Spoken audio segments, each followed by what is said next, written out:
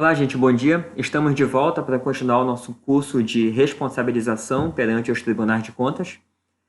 A gente viu na aula passada que a ilicitude pode ser afastada por algumas causas justificantes. A gente viu que essas causas justificantes, elas não possuem um rol taxativo, mas nós ficamos de tratar das principais causas. Nós vimos já o estado de necessidade e vamos começar aqui falando da legítima defesa. O melhor conceito está lá no Código Penal, que diz assim: entende-se em legítima defesa quem, usando moderadamente dos meios necessários, repele injusta agressão atual ou iminente a direito seu ou de outrem. Duas palavrinhas aí para chamar a atenção. A primeira, o moderadamente, tá bom? Moderadamente, ou seja, repelir a injusta agressão não pode ser de forma desproporcional, tá? Como é que a gente verifica isso? Somente no caso concreto. Em abstrato, não tem como a gente ver. Se eu tenho o sujeito A com uma faca de mesa que ataca de maneira injusta o sujeito B, e o sujeito B puxa um revólver para se defender, eu tenho que analisar o caso concreto. Porque em abstrato a gente vai dizer assim: o revólver, uma arma muito mais poderosa e violenta, foi desproporcional, houve imoderação em relação à faca de mesa. Não é assim, gente. Imaginemos que no primeiro momento você tem um sujeito de 2 metros de altura, formado aqui em Kung Fu. O cara é um discípulo do Bruce Lee, ele puxa uma arma de mesa, roda lá e o cara é um ninja. Por outro lado, você tem uma pessoa que nunca brigou na vida, está sendo atacada justamente e a única coisa que ela tenta se defender é uma arma de fogo. Não tem mais nada do lado. Não tem um pedaço de madeira, não tem uma cadeira, não tem nada. A gente vai dizer que puxar um revólver nessa circunstância é imoderado? Talvez seja a única alternativa desse sujeito B. Então, meus caros, como a gente analisa esse moderado aí? É somente no caso concreto. Não há uma única fórmula em abstrato. O segundo ponto para chamar atenção é a injusta agressão. Por quê? Existem casos, aqui olha, em que a agressão pode ser justa. É o exemplo da pessoa presa e algemada. O ato de ser preso, o ato de ser algemado, por si só, é agressivo. Não sei vocês, mas eu não consigo vislumbrar um universo em que ser algemado é uma coisa boa para o indivíduo.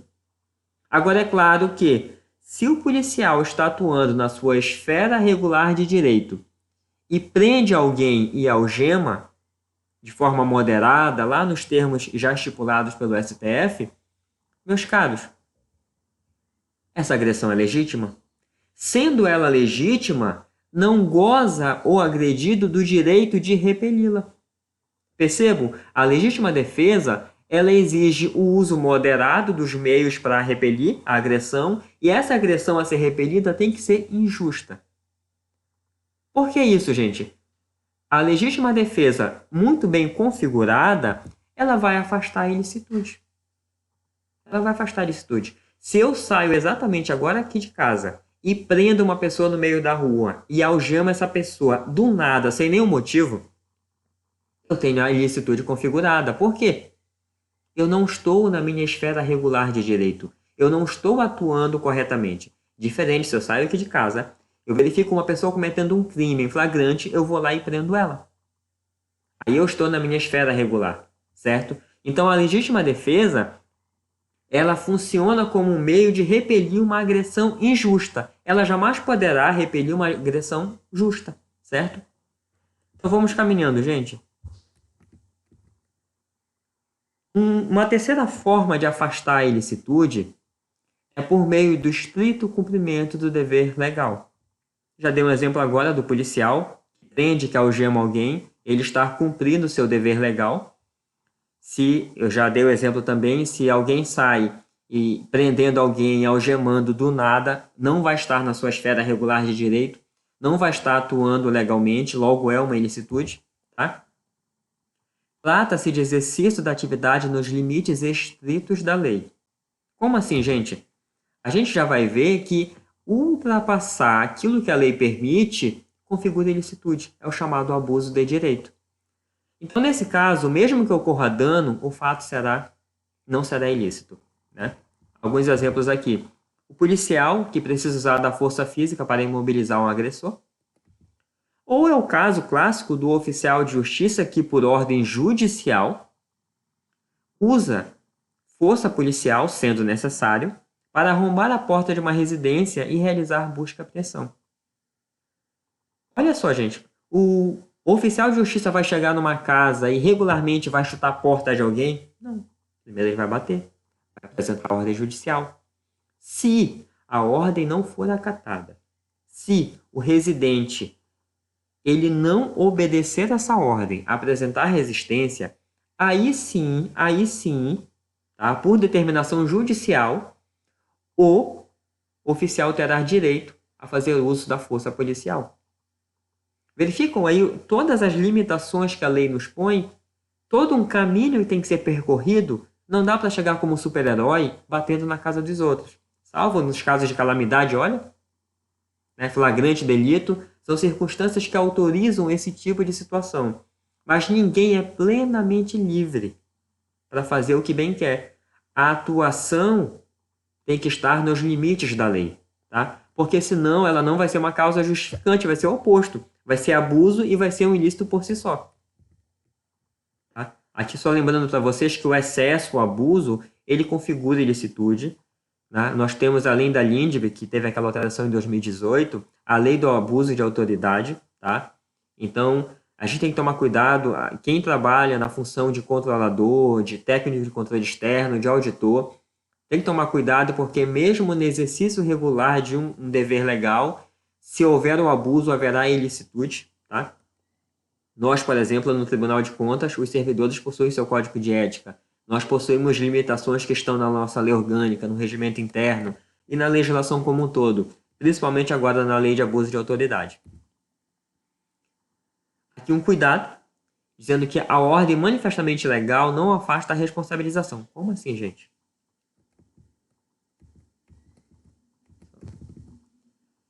Estou exercendo o meu dever legal, eu tenho uma estrutura hierárquica, eu obedeci uma ordem e vou executar aquela ordem. Meus caros, se o meu chefe chega e diz, José Paulo, escreva um procedimento para organizar a instrução processual dentro do tribunal. Gente, o que essa ordem tem de ilegal? Absolutamente nada. Absolutamente nada. É uma ordem perfeitamente legal e que fará muito bem a instituição, diga-se de passagem. Então, se eu obedecer essa ordem aí, eu vou estar cumprindo algo dentro do meu exercício regular de direito. Tranquilo. Agora, se o meu chefe chega e diz assim, José Paulo, tá vendo aquela carteira bem ali? Ela não é minha, ela não é sua. Vá lá e pega, porque lá tem dinheiro e nós dois precisamos de dinheiro para comprar um novo computador aqui para a secretaria. Essa ordem, em absoluto, é ilegal. Eu tenho que obedecê-la? É claro que não. E eu não terei como lá na frente dizer, porque o meu chefe me mandou, eu tive que fazer. Não existe isso, gente. Ordem manifestamente legal, a gente não acata. A gente não acata. Tá? Ordem injusta desse nível. Agora, por que manifestamente legal? Sabe aquela circunstância na penumbra, aquela circunstância que possui dúvida objetiva, aquela circunstância que qualquer pessoa média não de imediato não iria perceber que é ilegal? Aí, gente, não dá para exigir também um superpoder de compreensão em um contexto de normalidade. Não tem como. É por isso que a ordem tem que ser manifestamente legal, tá? Alguns casos práticos aqui que a gente vive diariamente. Quem faz auditoria, quem já foi para campo, sabe o que é isso daqui. Olha essa pergunta. Servidor da diretoria financeira que efetua pagamento irregular responde também pela ilicitude? É aquele caso do servidor que emitiu a ordem bancária, que emitiu a ordem de pagamento. É aquele servidor lá que emitiu o cheque. Esse servidor, ele responde pelo ilícito? Como assim? Vamos ver os exemplos aqui. Olha. Exemplo 1. Diretor financeiro que emite ordem bancária após a liquidação do pagamento, cuja nota fiscal estava superfaturada. Imaginemos aí um contrato de uma obra qualquer, vem uma nota fiscal dizendo que compraram 10 sacos de cimento para executar lá a área X da obra. Só que, a bem da verdade, não foram 10 sacos de cimento, foram apenas 5. Esta nota está superfaturada em quantidade, o dobro. O diretor financeiro, ele verifica que a nota chegou em sua mão, já estava com a assinatura do fiscal do contrato, certificando a regularidade do serviço. Aquela nota está eivada de vício. Mas o diretor financeiro tem como saber disso? Ah, mas Paulo, olha só, nexo causal a gente vai ver lá na frente, que se o diretor não tivesse emitido a nota de pagamento, o pagamento não teria sido feito e o superfaturamento não teria se realizado. Então, o diretor está na linha causal de acontecimentos, a sua ação foi fundamental para o superfaturamento vir a existir. Então, ele responde, calma lá, o nexo causal não é o único fator de aferição. Nós estamos verificando aqui justamente uma causa justificante que afasta isso daí. O diretor, quando ele emite a ordem bancária, ele está extrapolando aquilo que era para ele fazer? Ele saiu lá da sala dele e foi fazer uma coisa que não era missão dele? Dificilmente. Então, nesse caso aí, meus caros, eu estou observando um servidor realizando ordinariamente aquilo que ele devia fazer. E não me parece nada absurdo que ele emita a ordem de pagamento, a ordem bancária, de uma nota fiscal já certificada. Mas calma lá, a gente vai ver algumas circunstâncias aí. O segundo caso, um servidor sem qualquer cargo, dessa vez não é o diretor, é aquele assistente administrativo que fica lá manuseando o sistema. No caso do estado do Amapá foi o CIPLAG por muito tempo, agora é o CIAF, que ele emite a nota de empenho, a nota de liquidação, a ordem bancária e por aí vai. Esse servidor, ele nem cargo tem, nem gerencia, ele não tem, o poder de decisão dele é zero. Ele está lá para executar. Esse servidor, em algumas situações, se você tirá-lo de lá e programar o sistema vai fazer o que ele faz. É esse caso que eu estou chamando a atenção. Esse servidor que só produz uma informação dentro de um sistema, sem poder decisório nenhum, ele responderá pelo ilícito, nesse nosso exemplo aí da nota fiscal superfaturada? Né? Um terceiro ponto, o servidor que emite ordem bancária sem qualquer processo, mas sob ordem do superior hierárquico. Opa!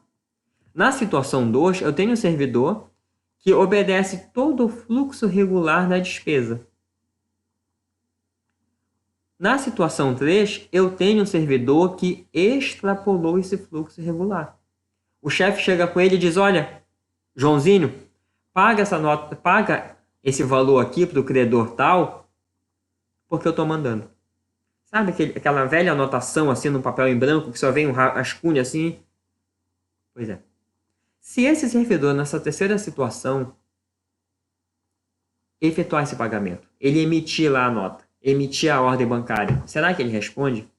Gente, são 3 situações bem distintas. Não sei se ficou bem clara a distinção. No primeiro caso, eu tenho uma pessoa que tem algum poder decisório, mas a gente faz a seguinte pergunta. Embora tenha poder decisório, é função dela rever a certificação da nota fiscal? Rever a execução do ato lá em campo? No segundo caso, nós temos uma pessoa que não tem poder decisório nenhum, efetuou o ato dentro das suas atribuições e num ciclo, num fluxo processual totalmente irregular, pelo menos em aparência. O terceiro caso, nós temos um servidor que não tem esse poder de decisão, mas ele executou um ato onde manifestamente havia uma irregularidade. Esse ponto 3 eu já respondo para vocês, é o caso lá da ordem manifestamente legal. Então, o servidor que contribui para esse pagamento aí, só porque o chefe mandou, ele provavelmente vai responder. Provavelmente. Certo? Já o servidor 1 e 2, dificilmente. Tá? Eu meio que montei uma formulazinha aqui, vamos dar uma olhada. Olha só. Essa fórmula que eu montei para vocês, ela não é matemática. Eu chamo fórmula só para a gente se compreender, né? Assim, é só para a gente refletir. Como é que funciona esse tipo de raciocínio? A pergunta é, servidor da diretoria que efetua pagamento irregular também responde pela ilicitude? Por que eu estou pegando aqui um servidor da área do financeiro? Porque é o servidor que está lá na ponta do processo, no finalzinho. Essa despesa já foi licitada, ela foi contratada, ela foi executada, ela foi liquidada, certificada e agora está para pagamento na última etapa. Tá? Olha só o que está no item 1, no item A. A gente precisa pesquisar a legislação para responder essa pergunta. Como assim? A gente tem que verificar as leis gerais. Verificar pagamento, a gente vai lá na lei 4.320/64. Tem lá todo um ciclo de pagamento, né? Empênio, liquidação e o pagamento propriamente dito. Nós também temos que ver a forma de contratação, que está lá na 8.666. Mas, gente, isso não é suficiente. É preciso observar as regras especiais que regem principalmente esse órgão. Verificar as regras que ditam o fazer e o não fazer do servidor lá no órgão que ele trabalha. Exemplo, existe regimento interno? Ah, não existe regimento interno. Existe alguma portaria que regulamenta o processo de pagamento dentro dessa secretaria? Ah, existe. O que é que essa portaria diz? Por que isso é importante, gente? É dentro desse normativo específico que às vezes está num decreto do governador, do prefeito, às vezes está numa lei estadual, numa lei municipal, às vezes está numa portaria do secretário. Por que isso é importante, gente? É esse documento específico que vai te responder o que aquele servidor tem atribuição. Se ele atuou dentro ou fora da sua esfera de trabalho. Certo? Então, além dessa legislação macro, é preciso observar essa legislação menor, especial. Aí você vai fazer a seguinte pergunta. O servidor lá no financeiro, ele tinha o dever de rever o ato? Olha como isso é importante. Por quê? Imaginemos que lá na nossa hipótese 1, aqui, do diretor financeiro, imaginemos que o regimento interno diz assim, que o diretor financeiro, ele, de cada 100 processos, ele vai separar 10%, ele vai separar 10 processos para fazer uma aferição, ele vai fazer uma engenharia reversa. Ele vai selecionar e vai fazer uma espécie de controle. Ah, Paulo, mas isso é muito complicado, mas está no regimento deles. Ele tinha esse dever de fazer um controle por amostragem. Nesse caso, ele não tem o dever de rever todos os atos, ele tem o dever de rever uma porcentagem desses atos para fins de controle. Certo? Então, nesse caso aqui, voltando para a pergunta, se tiver esse tipo de dever dele rever o ato, não todo o ato, porque isso seria impossível, mas pelo menos uma parte, você vai perguntar, esse diretor estabeleceu esse sistema de controle alguma vez? Ele chegou a separar 10% dos atos pagos para aferir a legitimidade? Se você verificar que em nenhum momento ele fez isso, no mínimo ele assumiu o risco. No mínimo, ele atuou fora do procedimento previsto, que já está aqui na pergunta 2. No mínimo, ele foi negligente. Então, esse servidor ele responderá ou por dolo eventual, ele assumiu o risco, ou ele responderá por negligência, no mínimo. Perdão, gente. Então, essa primeira pergunta já nos leva a uma série de investigação e ao início de resposta. Mas só essa primeira pergunta não é suficiente para responder a nossa questão. Vamos para a segunda, que diz assim: é preciso observar os procedimentos, especialmente aqueles traçados pelo controle interno. Tá? Então, o controle interno, ele estabeleceu um determinado fluxo. Você observa se esse órgão tem esse fluxo. Você observa lá, o financeiro vai efetuar o pagamento se tiver dentro do processo de pagamento uma cópia do contrato, uma cópia do edital, um checklist preenchido lá pela área tanto do contrato quanto da fiscalização, dizendo que a empresa estava regular, com as certidões em dia, elas anexadas no processo, e com a certificação do fiscal. Aí você faz a seguinte pergunta: o servidor realizou algum ato fora do previsto? Como assim? Ele deixou de observar algum procedimento? Ele efetuou o pagamento, mesmo verificando que não tinha aquele checklist, que não tinha aquela certidão? Meus caros, é o seguinte: se a resposta para essas duas perguntas for não, não e não, a fórmula diz que o servidor não vai responder. Como assim? O servidor tinha o dever de rever o ato? Não tinha. Ele não tinha que rever o ato lá do fiscal, o ato do chefe da seção de contratos, ele não tinha esse dever. Ele não atuou fora da sua esfera pré-estabelecida de procedimento. Ele não atuou. Então, meus caros, se ele atuou dentro da sua esfera de trabalho e se ele observou exatamente o procedimento, ele dificilmente vai responder. Por que eu estou colocando esse dificilmente aí? Porque, meus caros, isso daqui é meramente didático. É só para a gente ter uma percepção de como aferir o caso concreto. Essa fórmula aqui ela nunca será universal, é só mesmo para fins didáticos que vocês percebam como nós devemos fazer certas perguntas e como nós devemos enfrentar certas circunstâncias. Não vão sair por aí aplicando a fórmula de José Paulo para dizer se responde ou não. Não é assim, é só para vocês terem... É só para vislumbrar uma luz mesmo, é só isso daí, tá?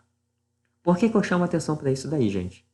É muito comum que o auditor, que o técnico, no exercício de uma auditoria, ao vislumbrar um pagamento irregular, ele tende a colocar todo mundo que participou do processo, todo mundo, tocou no processo, se contaminou. Houve um superfaturamento de 10 milhões num determinado contrato. As notas fiscais estavam todas elas com sobrepreço. Meus caros, exercício de empatia. Vamos sair do direito, vamos aqui para o campo da empatia. Vocês acham que é possível alguém que está lá na ponta só emitindo nota de pagamento observar e rever todo o ato? Não dá. Não dá. Mas Paulo, o regimento interno diz que o diretor financeiro tem que rever todo o ato. Esse regimento ele não é proporcional. Não é proporcional, ele é muito burocrático. Certo? Mas espera aí, então quer dizer que o diretor financeiro nunca vai responder, um servidor que está nas finanças nunca vai responder, meus caros, ele pode responder por uma série de fatores. Dou um exemplo aqui. A nota fiscal estava com valor de R$1.000. A ordem de pagamento saiu no valor de 5.000. Aí ele responde. A ordem de pagamento, a nota fiscal estava no valor de R$1.000, só que o servidor, quando viu que já estava paga essa nota fiscal. Havia uma replicação, era a mesma nota, só que num outro processo. O servidor constata isso e mesmo assim paga. Pagamento em duplicidade. Ele vai responder. Ou, meus caros, existem aquelas circunstâncias que a gente diz que elas são teratológicas, ou seja, elas são monstruosas. Elas são, assim, de per si, elas se mostram indubitavelmente lícitas. Exemplo, imagina você sentado lá na cadeirinha do financeiro, emitindo ordem de pagamento. Você recebe uma nota fiscal que está certificando a entrega de merenda escolar. Aí você vê lá os itens. Quais são os itens da merenda escolar? Leite, bolacha, um achocolatado, um charquezinho, para quem é aqui do norte, um açaí. Meus caros, esses preços a gente acompanha no dia a dia. Você não precisa ser um especialista da área lá de orçamento para saber o preço médio de uma lata de leite, pelo menos na capital. Aí você vai emitir a ordem de pagamento, você dá uma olhada lá, está grifado, está bem grande, que uma lata de leite de 400 gramas está custando R$150. Uma vez analisando o processo, eu vi uma botija de gás, essas de 13 quilos, ao valor de coisa de R$300. De cara a gente vê que aí tem problema. De cara. Então essas circunstâncias teratológicas, monstruosas, que não deixam margem de dúvida, no mínimo o servidor foi negligente aí. No mínimo ele não observou o básico. Porque a gente espera também que o servidor faça um exame formal da regularidade de um processo, por mais que ele não vá a campo refazer aquilo que o fiscal deveria ter feito. Então existe uma série de circunstâncias que podem levar, sim, a um chefe do financeiro, a um servidor do financeiro a responder. Por que eu peguei esses cidadãos como exemplo? É só uma forma de observar a execução de um ato. Um raciocínio muito parecido... Só licença tomar uma água aqui.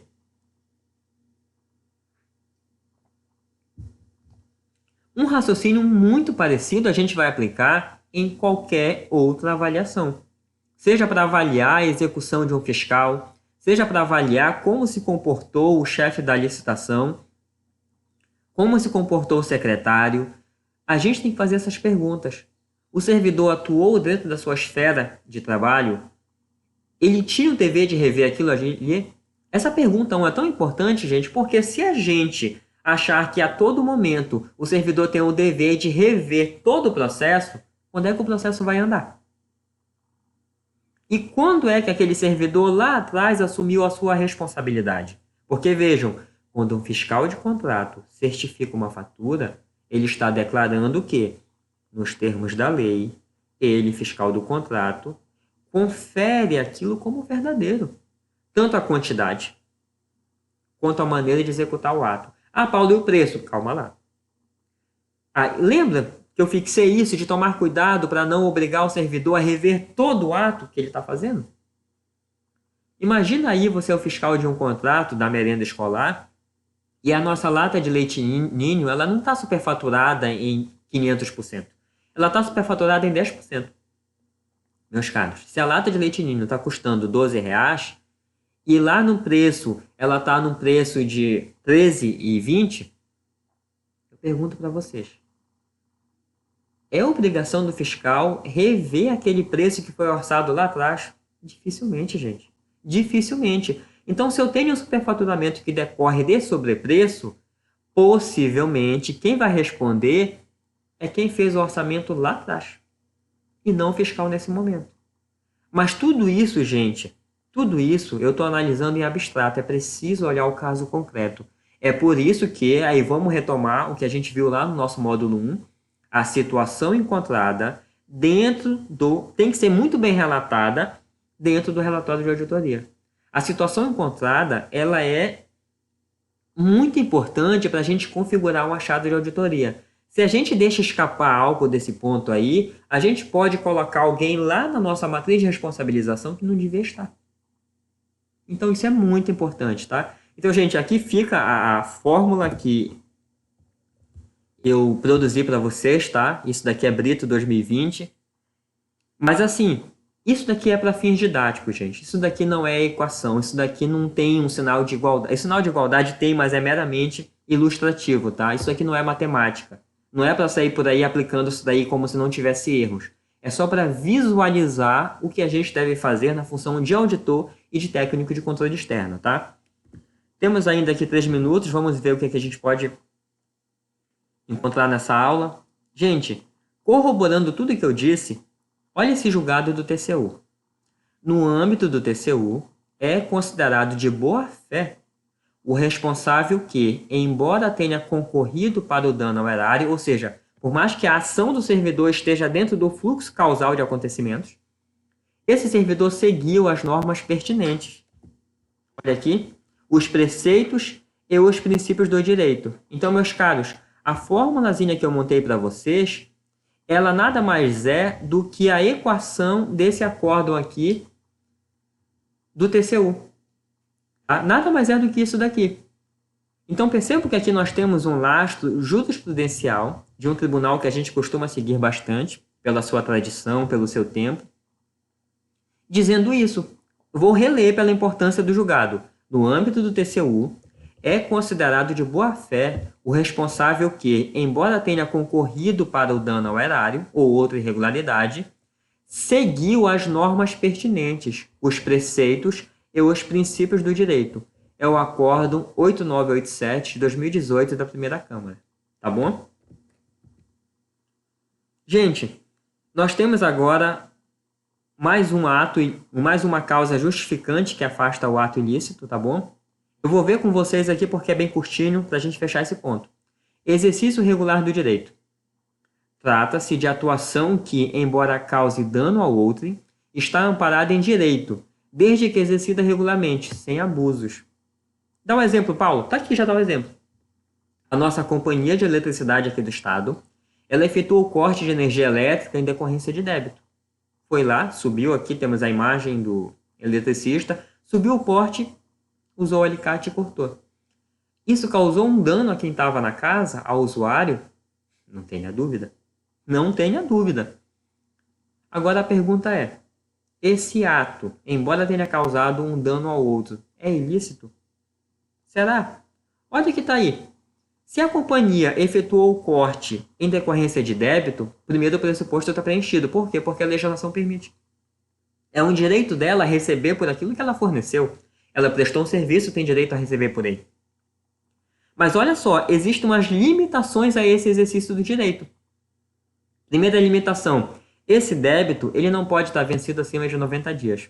A companhia subiu no porte, cortou lá e a fatura vencida era de 2018. 2 anos. A companhia não podia ter feito isso. Ela não podia ter feito isso. Nesse caso, ela que vai cobrar por outros meios. Ela que contrata um escritório de cobrança, ela que vai para a justiça, ela que notifica o servidor, ela que propõe o parcelamento, agora não usar o corte. Se ela fizer isso, abuso de direito, ato ilícito.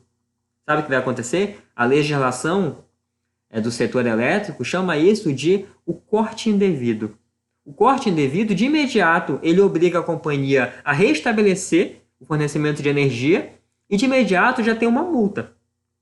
Que essa multa aí, que até a última vez que eu vi era equivalente ao dobro do valor de uma religação de urgência. Então, se a religação de urgência custa R$50, a multa vai ser de 100. Ela não afasta a tutela jurisdicional. A pessoa ofendida pode recorrer à justiça e dizer, olha, eu fiquei sem energia por 5 horas, o que estava no meu freezer foi embora, eu tenho um estabelecimento comercial, eu tive um prejuízo de tanto, e isso vai ser apurado judicialmente. Então, se a companhia atuar fora da sua esfera regular de direito, ela comete um ato ilícito. Um segundo condicionante. Antes de cortar, ela precisa obedecer ao contraditório. Ela precisa comunicar ao usuário que existe uma fatura pendente, vencida nos últimos 90 dias. Ela vai comunicar, ela vai esperar 15 dias, e se o usuário nada fizer nesse período, ela vai lá e pode cortar. Por quê? Se o usuário pagar a fatura nesse período, a causa do corte foi suspensa. Não pode mais cortar. Que a companhia cobre juros e multa desse usuário, mas nada de cortar. O corte não é sanção. Tá? Não por mora. Então, meus caros, aqui está um exemplo do exercício regular do direito. Tá? Por que isso aqui é muito importante, gente? Isso daqui é muito importante. A gente vai ver dentro do nosso trabalho que existe uma série de circunstâncias em que, embora haja o dano, quem está exercendo quem provocou o dano está na sua esfera de direito. Então não dá para a gente exigir mais do que isso daqui. Tá? Para fechar esse ponto aqui, meus caros, a subsunção de um ato à norma, essa subsunção eu tenho o fato concreto, eu comparo o meu critério, o desnível negativo entre eles pode me ensejar um determinado achado, que no nosso caso é um ilícito, ele pode, no primeiro momento, dizer que é um ilícito. No primeiro momento, dizer que é um ilícito. Lembra que eu falei na aula passada? O José Paulo quebrou uma porta da sua área de trabalho. O José Paulo danificou um bem público. Então, esse fato, quebrar a porta, tendo um critério, qual é o critério? É proibido danificar bem público. Ele pode, no primeiro momento, me dizer, olha, bem aqui eu tenho uma ilicitude. Porém, quando a gente olha mais a fundo o fato, a gente observa que existe uma causa justificante. Essa causa justificante, ela pode desfigurar o achado e, por consequência, a responsabilização. Então, se no primeiro momento eu tenho uma determinada ilicitude pré-estabelecida, quando a gente avança, a gente verifica que algo afasta. No meu exemplo, eu quebrei a porta porque havia incêndio dentro do meu órgão, dentro da sala. Eu quebrei a porta para salvar, seja um colega, seja um determinado bem de valor maior do que a própria porta. Então, esse caso aí afasta a ilicitude. Então, meus caros, fechamos aqui as causas justificantes. Eu encerro lembrando para vocês o seguinte: essas causas são meramente exemplificativas. Meramente exemplificativas. Tá? Outras causas, em caso concreto, poderão ser observadas. O que o auditor tem que fazer? O que o técnico tem que fazer? Observar e perceber se essa causa tem razão suficiente para afastar a ilicitude. Se ela tiver, nós não temos um achado de auditoria e, por consequência, nós não teremos uma responsabilização. É isso, gente. Bom dia, muito obrigado. Até a próxima.